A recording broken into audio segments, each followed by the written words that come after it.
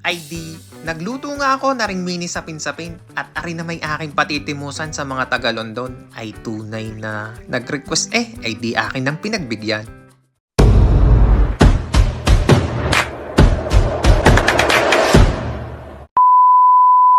Ay ano ga mga tropa, kamusta ga kayo? Ako si Andy, isang Pinoy caregiver dito sa bansang Israel. ID, samahan nyo nga ako at iluluto naman natin aring mini sapin-sapin. At tunay na, aring naman na order sa akin ng mga taga-London at gusto daw matimusan aring aking lutong aray at napapaibig daw ID, sa punto nga aray nagluluto lamang ako na ring ating sinangag na niyog. Ako naman ay naglagay lamang din ng pampalasa na asukal. Tapos ay nilagyan ko rin ng kaunting tubig nang sa ganun ay mamasa-masa kapag sinangag natin. Tapos ay kapag ka medyo toasted na ng kaunti na malutong-lutong na aring ating nyog, tapos ay medyo manamis-namis din ang lasa na rin. Ay di, ari nga ang gagamitin natin pamudbud din sa ating mini sapin-sapin. Ay di, isasangag ko nga lamang ari din ng bahagya at hihintayin mag golden brown ng kaunti at nang sa ganun ay maganda rin ang pagkakaluto ng ating pangbudbud na rin ang nyog.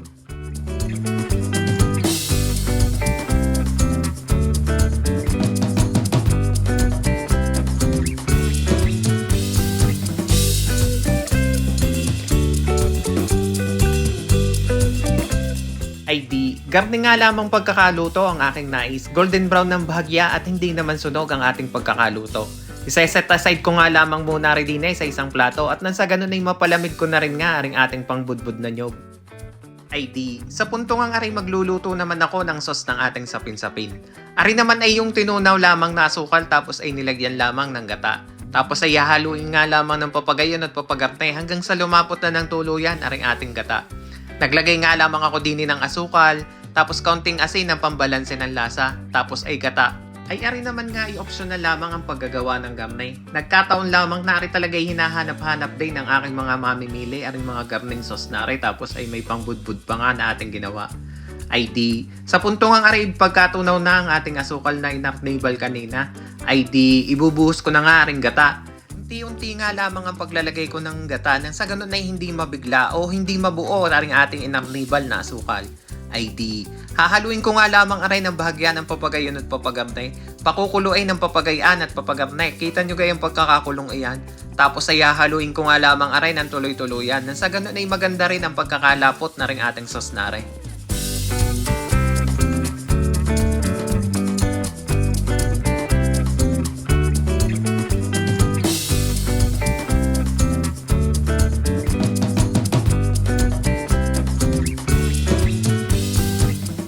ID, kapag ka nga ganda nakalapot ang ating pagkakaluto, ay sawari ko naman ay panamang-panama na nga ari.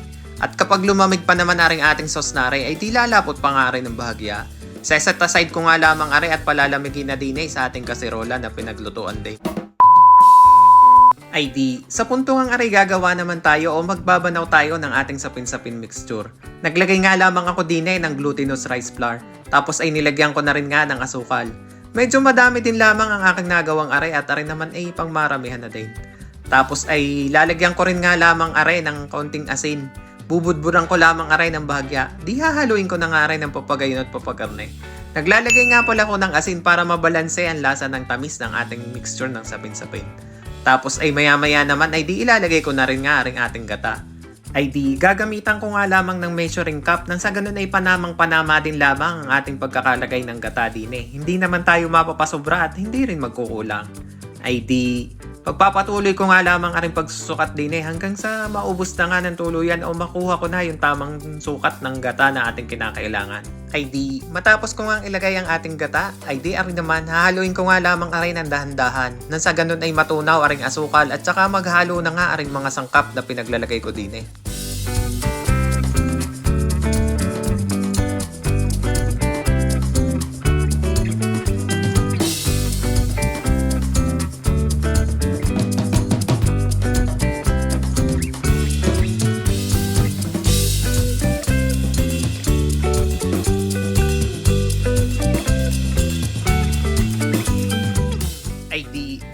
maglalagay din ako ng tubig kung kinakailangan. Nang sa ganun ay makuha ko yung tamang mixture o yung tamang lapot baga na rin ating sapin-sapin mixture na rin.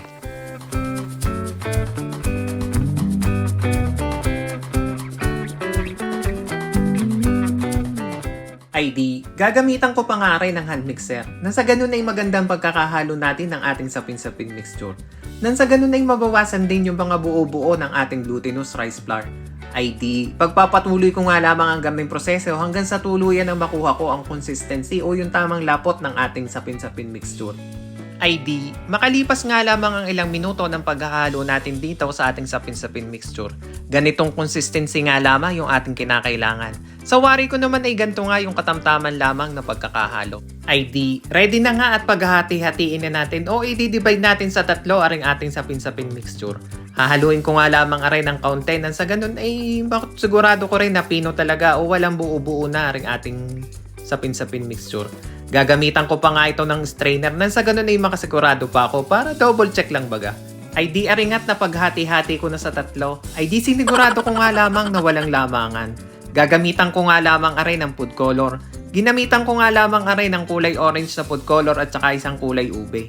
Tapos yung isa naman ay yung kulay puti na yung pinakasentro na ring ating mini sapin-sapin. Dini nga inuna kong kanaway na ring ating orange flavor.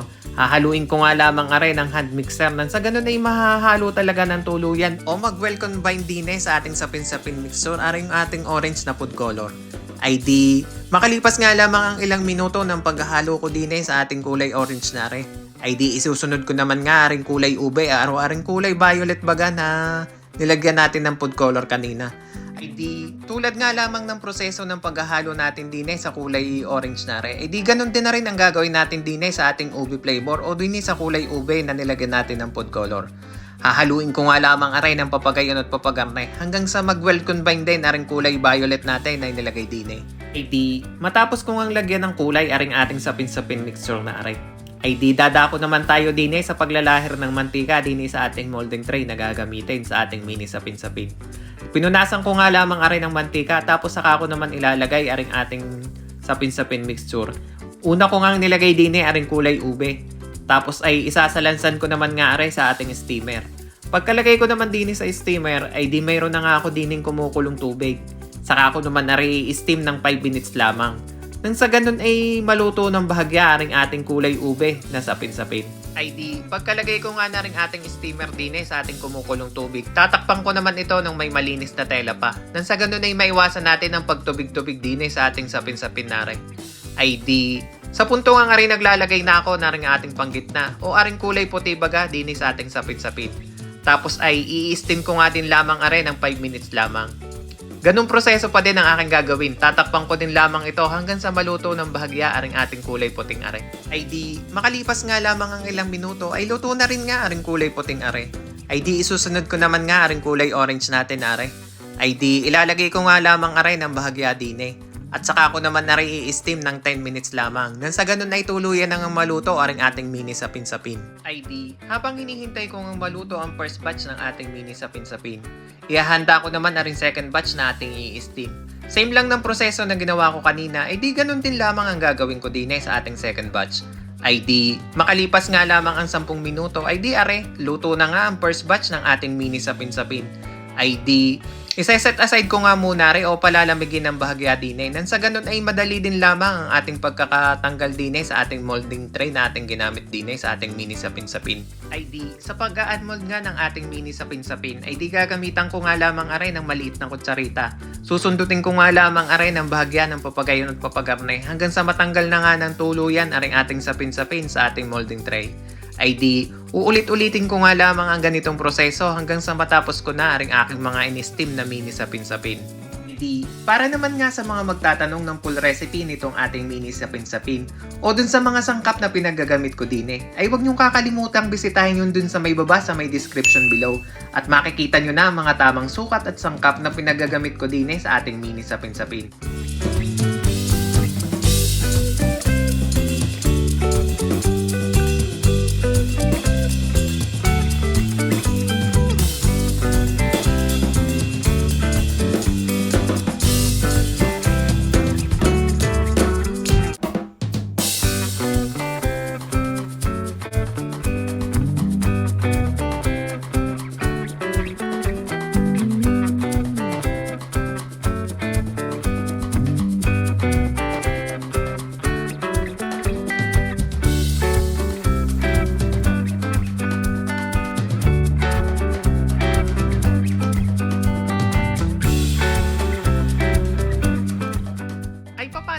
pa, ay di salamat sa inyong panonood ay huwag niyong kakalimutang mag-subscribe.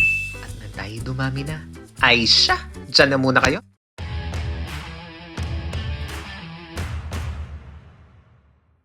Fresh from the airport. Here you am. And then I'm satisfied with work. Thank you, Badja. So, ito po, we would like to thank our dear friend Andy for this yummy sapin-sapin, freshly made from Israel with love to London.